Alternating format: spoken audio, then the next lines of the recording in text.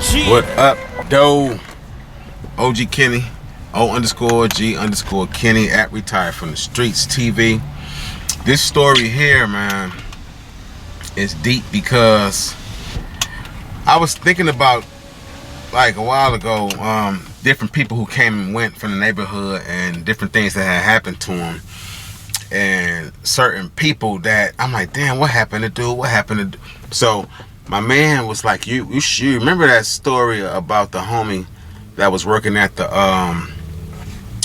damn supermarket, and there was two of them, and they had like a lovers thing going on, two dudes, right? So let me tell you the story briefly. So October 27th, 2014, you got two men, two young men too. One brother at the time was 36 and another one 25, I believe, right?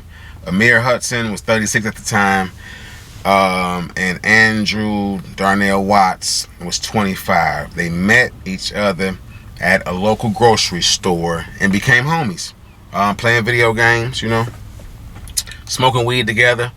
You know how dudes do.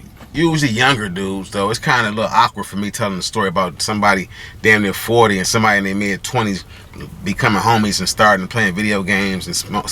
So a little awkward, right? A little awkward of a relationship to me, for my standards, right?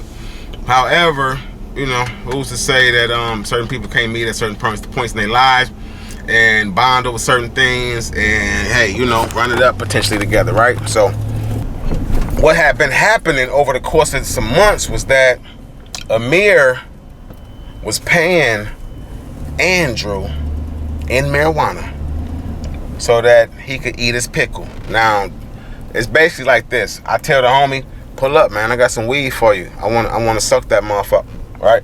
I want to suck that mofo. So that's what they was doing. So I guess one of the particular days after several times, he say, it's your turn. I want to see what that mouth do. And I guess he didn't like that. You know what I'm saying? That wasn't something he was comfortable with. And because of that, he took it upon himself to feel away, you know? You already been messing with this man sexually and whatnot. You already been doing what you want to do, but now you feel ashamed. Yeah, you already been messing with this dude, but now you feel ashamed, and you like, damn. You know, it didn't sit right with him. When his turn came down to put his mouth on dude, you know, now he want to turn different and switch up and like, man, I don't like the way this feel, and it's bothering. And according to prosecutors, he was like, man, I was a Christian. I didn't ever want to do none of that stuff in the first place. You know, that was his idea, basically. Like, he wasn't really down for the cause. So what he ended up doing was, like, putting the pressure on dude, saying that he forced him to do it.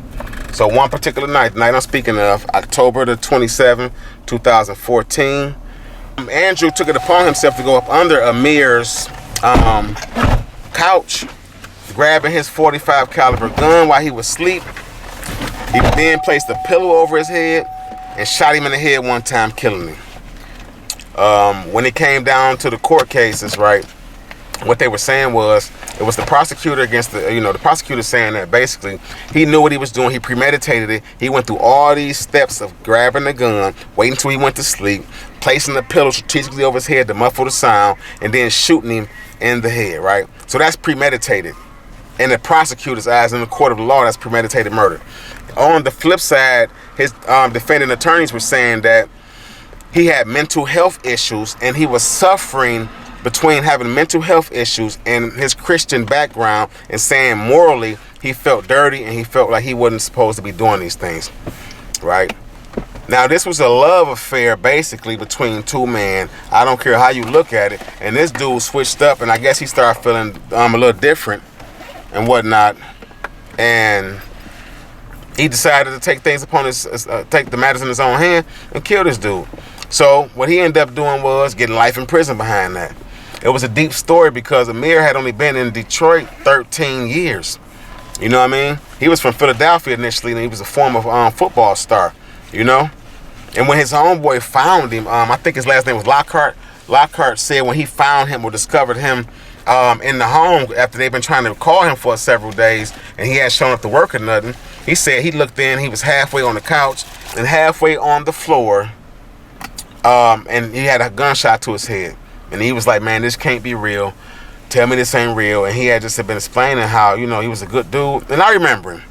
I'm telling this story because I remember the dude. I used to frequent the grocery store where both of these individuals met at. And actually, I remember the dude Andrew sitting around and smoking weed with friends of mine. Like, we all was sitting on porches and stuff together.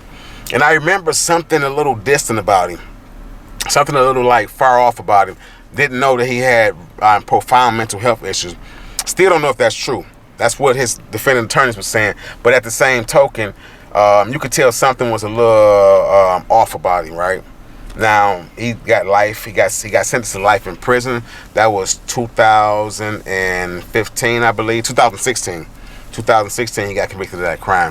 So as I'm researching that crime to get the details together about it, right, I'm looking it up and I'm like, damn, I remember it was freaky, it was twisted, and I remember it was some oral sex stuff and a love affair and this Christian thing going on, and I remember that part, right? So in the midst of me doing the research for this case, and I find this out, I find out that he got an additional 30 to 60 years in prison because he killed his bunkie, Albert Calvin Holloway, in 2019. In the early morning hours, it was over a disagreement of sorts. Them details of that story, I'm going to cover in a whole nother story because I don't want to take the focus off of this particular story, right? But I'm pretty sure I might be able to get a phone interview from Andrew Watts, right? But let's just say this: in addition to serving life in prison, he's doing an additional 30 to 60 years in prison for killing his bunkie. And I'm gonna find them details out today, and I'm gonna bring that story to you guys soon. Thank you for tuning in. Keeping up with me. I just got back from Orlando yesterday with my daughter, like I was telling y'all. So I'm still experiencing a little jet lag. So I had to kind of move around on the go. I took some equipment with me, and I didn't feel like setting it up, being a little lazy. But I wanted to get y'all that story because I'm thinking, the follow-up to this is going to be more interesting almost than this story because it's deep. I'm like, damn, you're already doing time, bro. And then I don't know what deteriorated his mental beyond the point where he don't even look the same. His mugshots even changed. I'm going to show y'all those. OG Kenny, O_G_Kenny, retired from the streets TV. I see y'all next time. I love y'all. Be safe.